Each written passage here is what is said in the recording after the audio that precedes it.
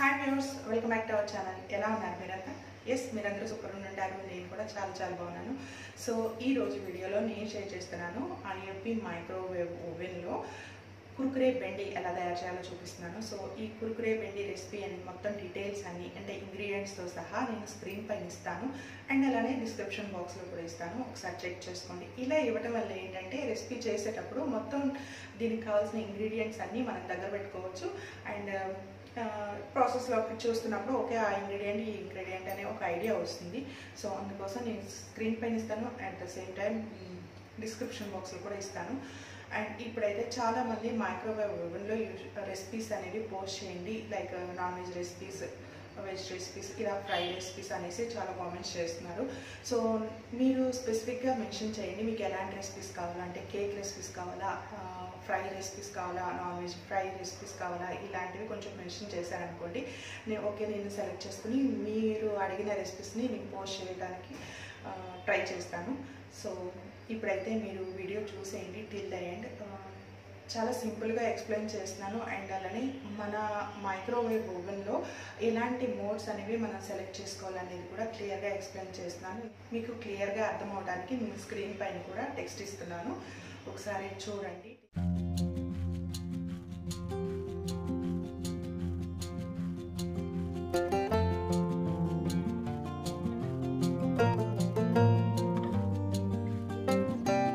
So చూడండి, ఇవి చూడడానికే కాదు, ఇలా జస్ట్ ఒకసారి ప్రెస్ చేయగానే ఇలా ఇరిగిపోతున్నాయి అనమాట. ఎంత కరకరలాడుతున్నాయో అంత టేస్టీగా ఉన్నాయి. సో ఇప్పుడు మనం రెసిపీలోకి వెళ్ళిపోదాం. దీనికి కావాలి 1/2 kg బెండకాయలు. ఈ బెండకాయల్ని నీట్గా క్లీన్ చేసి ఆరబెట్టుకోవాలి, తుడిచేసి. ఇలా ఆరబెట్టుకుంటే మనకి తడేమి ఉండదు కాబట్టి తొందరగా రెడీ అయిపోతుంది. తేమ ఉందనుకోండి కొంచెం టైం పడుతుంది అనమాట. సో ఈ బెండకాయ అన్నిటిని తొడలు బొడ్లు తీసేసి నిలువుగా అంటే మనం బెండకాయని 4 కట్స్ చేస్తాం కదా, కట్ చేసి మధ్యలోకి ఇంకొక కట్ చేయాలన్నమాట. అలా కట్ చేస్తూ ఉంటే చూడండి, ఇక్కడ నేను చూపిస్తాను మీకు. ఇలా రెడీ చేసుకోవాలి, 2 ఇంచుల వరకు కట్ చేసుకోవాలన్నమాట. సో ఇప్పుడు వీటిని పక్కన పెట్టేసి ఇంకొక బౌల్ తీసుకోవాలి. ఈ బౌల్లోకి నేను ఆల్రెడీ ఇంగ్రీడియంట్స్లో మొత్తం అన్నీ మెన్షన్ చేశాను. సో వాటన్నిటిని 1 by 1 వేసుకోవాలన్నమాట. సో ఇప్పుడు ఫస్ట్ అయితే నేను వేస్తున్నాను బౌల్లోకి బియ్యం పిండి వేసాను, తర్వాత కార్న్ ఫ్లోర్ వేసాను. ఈ కార్న్ ఫ్లోర్ మంచిగా క్రిస్పీగా మనకి రెసిపీ రావడానికి హెల్ప్ అవుతుంది. బియ్యం పిండి కూడా అంతే. మీరు కావాలనుకుంటే శనగపిండి ఉంటుంది కదా, అది కూడా వేసుకోవచ్చు. తర్వాత ఈ 2 వేసిన తర్వాత నేను కొద్దిగా పసుపు వేసాను, 1/2 టేబుల్ స్పూన్. అలానే 1/2 టేబుల్ స్పూన్ కారం వేసాను.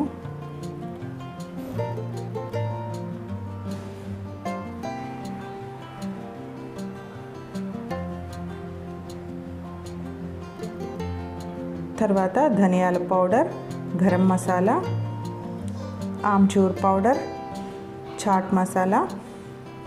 సో ఇవన్నిటిని 1 by 1 వేసుకుని అండ్ ఇంకొకటి సాల్ట్ కూడా వేసాను అనమాట. దీనిలో మనం ఎక్కడ కూడా వాటర్ అనేవి మిక్స్ చేయము. మిక్స్ చేయకుండా ఆయిల్ పోస్తాము. ఆయిల్ పోసిన తర్వాత వాటిని చేతితోనే బాగా కలుపుకోవాలన్నమాట. సో వీటన్నిటిని 1 by 1 వేసేసి ఒక స్పూన్తో మిక్స్ చేసేసుకోవాలి. ఇవన్నీ సపరేట్గానే వేసుకోవాలి. చాలామంది ఏంటంటే బెండకాయ ముక్కల్లో వేసేస్తారు. సో అలా కంటే ఇలా వేసామనుకోండి బెండకాయ ముక్కలన్నిటికీ ఈవెన్గా ప్రతి ఐటమ్ అనేది పడుతుంది. లేదంటే ఫస్ట్ వేసిన ఐటమే పట్టేస్తుంది అనమాట, బెండకాయ పీల్ చేసుకుంటుంది. సో అందుకే మనం ఈ డ్రై ఐటమ్స్ అన్నిటినీ సపరేట్గా పెట్టుకోవాలి కలుపుకొని. సో ఇప్పుడు దీన్ని పక్కన పెట్టేసుకుని ఇంకొక బౌల్ తీసుకుని ఈ బౌల్లోకి మనం 1/2 కట్ చేసుకున్నాం కదా, ఆ కట్ చేసుకున్న బెండకాయ ముక్కలన్నిటిని వేసుకోవాలి.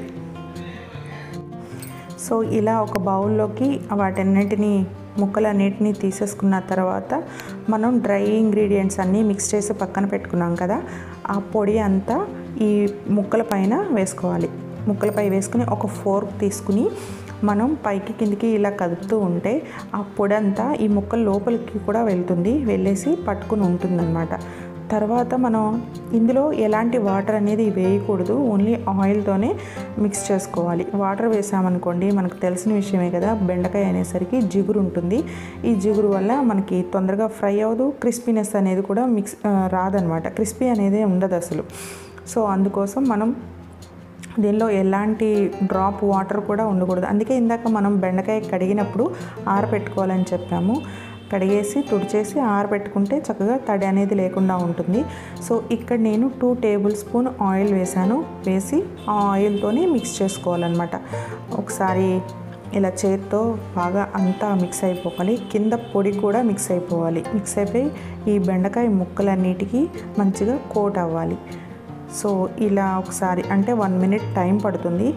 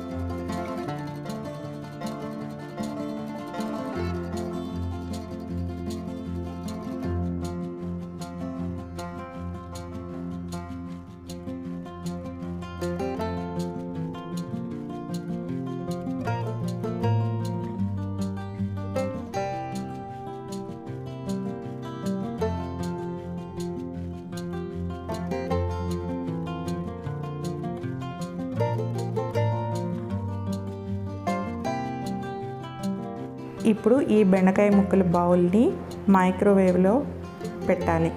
పెట్టి మనం డోర్ క్లోజ్ చేసి, ఇక్కడ ఆప్షన్ వచ్చేసి నేను యూజ్ చేసేది IFB మైక్రోవేవ్ ఓవెన్ కాబట్టి దీనిలో మైక్రోవేవ్ పవర్ లెవెల్ అంటే మనం ఇప్పుడు మైక్రోవేవ్ చేస్తున్నాం దీన్ని, ఆ బటన్ని ప్రెస్ చేయాలి. ప్రెస్ చేసి అక్కడ మనకి చూపిస్తుంది P100 అంటే హైయెస్ట్ పవర్ అనమాట, అది P100 అనేది. ఇంకా కావాలనుకుంటే మనం 2-3 టైమ్స్ అలా ప్రెస్ చేస్తే ఈ పవర్ లెవెల్ అనేది తగ్గుతూ ఉంటుంది, డిక్రీజ్ అవుతూ ఉంటుంది అనమాట. P90 P80 ఇలా తగ్గిపోతూ ఉంటుంది. సో మనం ఇక్కడ కావాలి క్రిస్పీగా రావాలి కాబట్టి P100లోనే ఉంచేసి మనం టైం సెట్ చేసుకోవాలి. టైం వచ్చేసి 10 మినిట్స్ టైం పెట్టుకుని స్టార్ట్ బటన్ ప్రెస్ చేశాను. ప్రెస్ చేయడం వల్ల ఏంటంటే మనం ముందే టైం అనేది సెట్ చేసుకున్నాం. ప్రతి 2 నిమిషాలకు ఒకసారి తీసి దీన్ని కలుపుతూ ఉండాలన్నమాట. ఇలా చేయడం వల్ల ఏంటంటే బెండకాయ ముక్కలన్నీ ఈక్వల్గా కుక్ అవుతాయి. అండ్ ఇంకొకటి ఫ్రై ఐటమ్ కాబట్టి పైనంతా ఫ్రై అయిపోతూ ఉంటుంది, కింద ఫ్రై అవ్వదన్నమాట. ఇలా అనీవెన్గా ఉంటుంది కాబట్టి మనం ఎవ్రీ 2 మినిట్స్కి ఒకసారి ఇలా తీసి ఒకసారి కలిపి లోపల పెట్టి మళ్ళీ స్టార్ట్ బటన్ ప్రెస్ చేస్తే సరిపోతుంది. ఇక్కడ మనం ఆల్రెడీ ముందే సెట్ చేసాం కాబట్టి టైం అనేది మళ్ళీ సెట్ చేసుకోవాల్సిన అవసరం లేదు.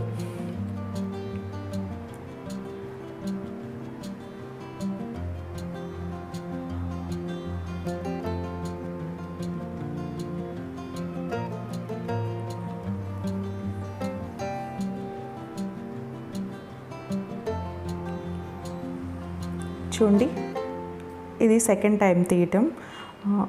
ఇంకొకటి ఏంటంటే గ్రీన్ కలర్లోనే ఉంటాయి బెండకాయ ముక్కలు అనేవి. మనం బాగా ఫ్రై అయిపోవాలనేసి ఎక్కువ టైం పెట్టాల్సిన అవసరం లేదు. మీరు ఇక్కడ అయిపోయినాయి అనుకుంటే కనుక మీరు ఇంకా స్టాప్ చేసేసుకోవచ్చు. అంటే 10 మినిట్స్ టైం పెట్టాం కదా అనేసి మీరు అంతవరకు ఉంచాల్సిన అవసరం లేదు. మీరు మధ్య మధ్యలో తీస్తూ ఉంటారు కాబట్టి ఒకసారి చెక్ చేసుకోండి. అండ్ ఇంకొకటి ఏంటంటే ఇవి చల్లారిన తర్వాత మాత్రమే క్రిస్పీగా ఉంటాయి, లేదంటే మెత్తగా ఉంటాయి అన్నమాట. అది కూడా ఒకసారి చూసుకోండి. సో చూసుకుని ఇంకా మనం చెక్ చేసుకుని చూడండి ఎంత క్రిస్పీగా ఉన్నాయో మీకు ఇక్కడ అర్థమైపోతుంది. ఇప్పుడు నేను ఇంకా స్టాప్ చేసేసాను. మైక్రోవేవ్లోంచి ఈ బౌల్ని తీసి 10 మినిట్స్ అలా ఉంచేసేయాలి. అంటే 5 to 10 మినిట్స్ అలా ఉంచేయడం వల్ల ఏంటంటే చల్లగా అవుతాయి. చల్లగా అయ్యి ఆ వేడంతా తగ్గిపోయి కురుకురే లాగా కరకరలాడుతూ ఉంటాయి అన్నమాట.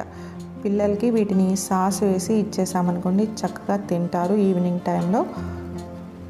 విత్ ఇన్ 10 మినిట్స్లో రెడీ అయిపోతుంది ఈ రెసిపీ అయితే. చాలా చాలా సింపుల్. మన దగ్గర ఉన్న ఇంగ్రీడియంట్స్తోనే చేసుకోవాలి, ఇవన్నీ ఉండాలి అనేది ఏం లేదనమాట. సో మన దగ్గర ఉన్న ఇంగ్రీడియంట్స్తో, ఇక్కడ మీరు శనగపిండి అని కూడా ఆల్రెడీ నేను ముందు చెప్పాను కదా, శనగపిండి అయినా వేసుకోవచ్చు. రెసిపీ చూసారు కదా, ట్రై చేసి నా కామెంట్ సెక్షన్లో అయితే ఎలా వచ్చిందో. ఇది ఇవాళ రెసిపీ అయితే. నచ్చినట్లయితే యాజ్ యూజువల్ లైక్ చేయండి, షేర్ చేయండి. ఇప్పుడు వరకు